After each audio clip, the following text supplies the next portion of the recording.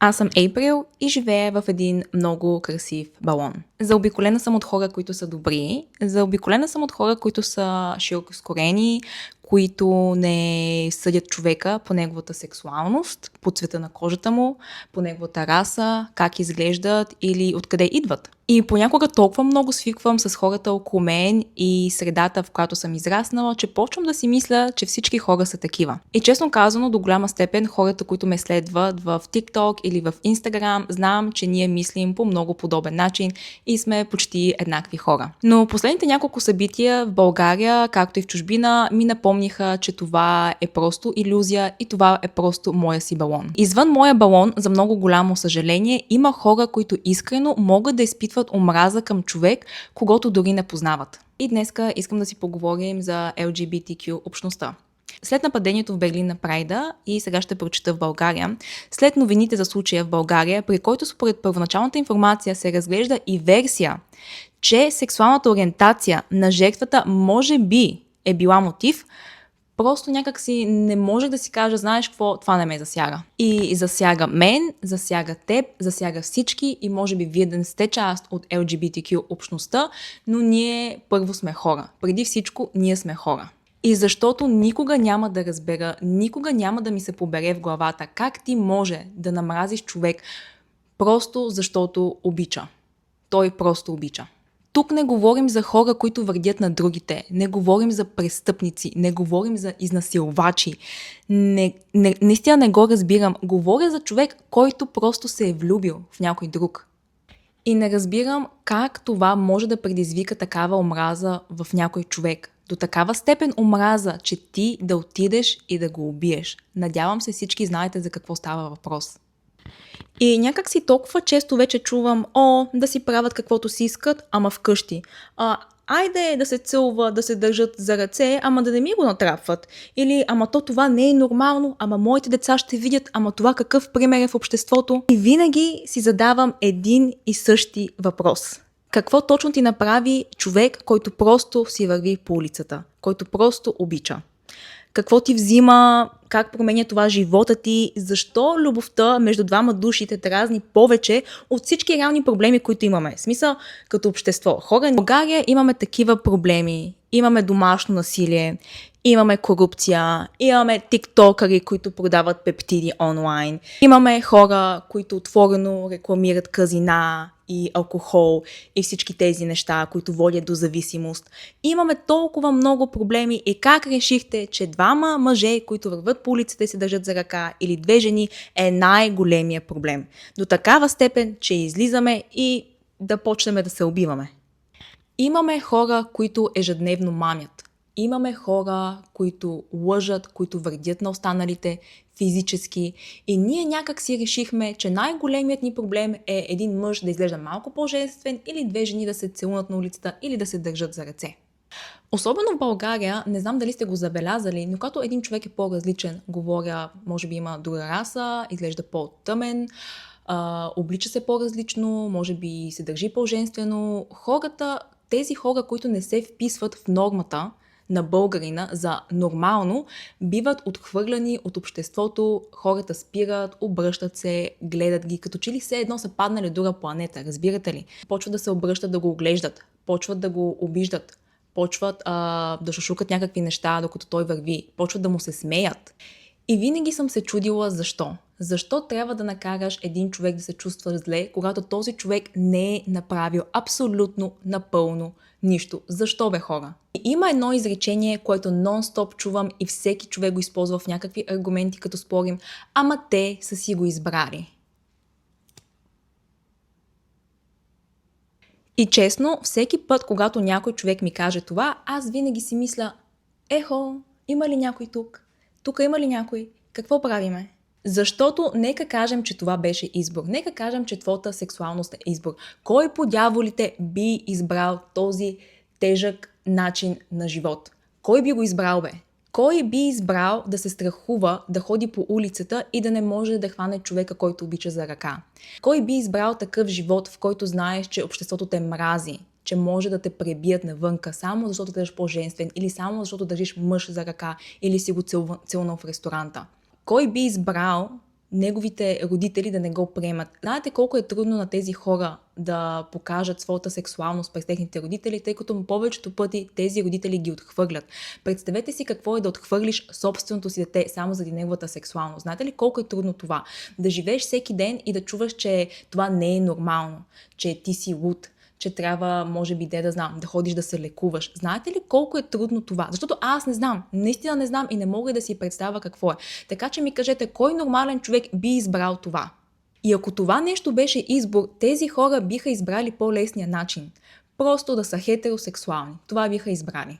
Затова аз сега искам вие да се замислите кога за последно вие сте избирали кого да харесвате. Казахте ли си на 5 години, аз ще харесвам мъже.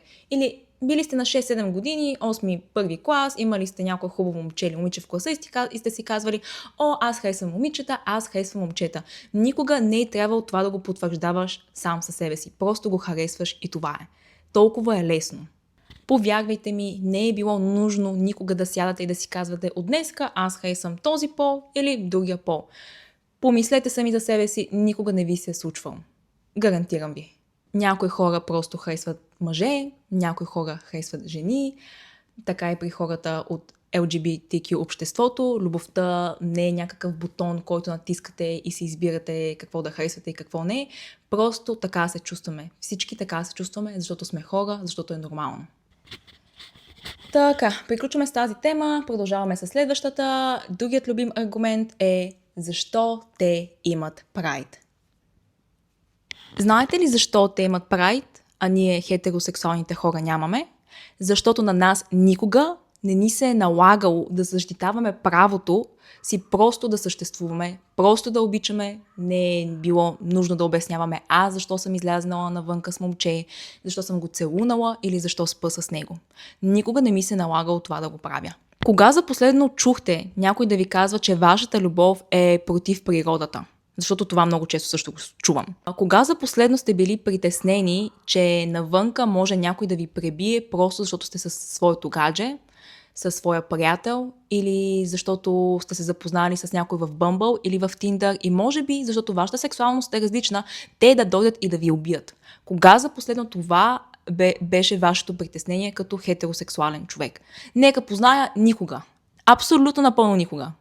И именно за това прайда съществува. Не защото искат да бъдат по-специални, а прайда е един от малкото дни в годината, да не кажа единствения ден в България, в който те могат да са някъде и да се чувстват в безопасност и да бъдат себе си за един ден. Тези хора и тази общност. Това е единият ден, в който те се чувстват приети, те са заобиколени от хора, които ги приемат и са дошли да ги подкрепят и наистина могат да дойдат с партньора си, да се прегърнат в центъра на София или във всеки друг център, да се целунат и просто да покажат каква е силата на любовта. Това е един ден, в който те са приети и знаете ли какво? Аз съм съгласна, че аз съм окей да няма прайд. Окей съм да няма прайд, ако тези хора всеки ден ще могат по улицата да върват спокойно, да се държат за ръка за любимия си човек, да седят в ресторанта един от друг и да могат, като си кажат чао на улицата, да се целунат. Ще съм окей да няма прайд. Ако всеки един ден те ще бъдат приети, разбира се, няма да им трябва прайд. Но те не са и за това им трябва на тях този ден. И за това ние, хетеросексуалните, нямаме прайд, защото те не искат да са по-специални. Не, ние също не сме по-специални. Просто нямаме този страх ежедневен, който те изпитват. Ето за това.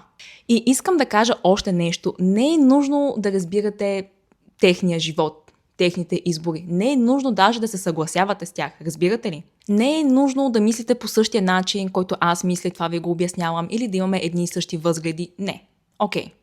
Може да мислите каквото си искате. Да, може да мислите каквото си искате, може да ги подкрепяте, може да не ги подкрепяте, но има една граница, която никога не трябва да се прекрачва. Нито ти, нито аз, абсолютно напълно никой, и това е омразата. Защото омразата никога не почва с насилие. Не знам дали сте го забелязали. Винаги почва с шега, с някой по-злобен коментар, с виж какво прави този човек, как го обиждат по улицата. Никога не почва директно с насилие. Това е проблема. Омразата се почва с едни коментари. Виж го то как е облечен. Виж то това изобщо нормално ли е, бе, човек. И после идват обидите, после заплахите. Накрая стигаме до новини, които четем онлайн и си мислим, как изобщо това може да се случи. Просто истински ужас. И точно за това думите имат значение, защото омразата се изгражда малко по малко. Коментар след коментар, подигравка след подигравка. Докато някой ден, някой там не реши, че той може да предприеме истински действия. И ми се иска хората да разберат едно много просто нещо. Не е нужно да живееме един и същи живот. Не е нужно да имаме едни и същи възгледи. Нормално. Колко хора сме на тази земя? Няма как да мислим по един и същи начин. Много добре това го знам аз. Но е нужно да приемеме, че всеки човек има право на едно спокойствие, да обича когото си иска и да не го е страх да се прибере от улицата и да не го убият просто защото изглежда по-различно, по-женствене или облякал по по-показен начин. Това е. И защото в края на деня всички искаме едно и също нещо. Искаме спокойствие, искаме да може да излезем без да се притесняваме, искаме да обичаме когото си искаме. И в края на деня наистина сме хора. Ние сме хора. Това е. Искам да знам, че моите приятели върват спокойно по улиците. Искам да знам, че моите приятели се прибират. Искам да знам, че моите приятели върват спокойно по улиците. Искам да знам, че те са се прибрали живи и здрави вкъщи. Искам да знам, че моите приятели могат да се хванат за ръка и да целунат половинката си, без да ги е страх дали ще ги пребият. И знаете ли какво? Ако единственото нещо, което знаете за един човек е това, кого обича, и това ви е достатъчно, за да го намразите, повярвайте ми, вие сте проблема. Проблемът е омразата. И какво целя с този клип? Наистина се надявам хората да сме по-добри, да сме по-отворени и България един ден да е място, където хората могат просто да бъдат себе си, без да се притесняват или без да се страхуват за своя живот. Това е.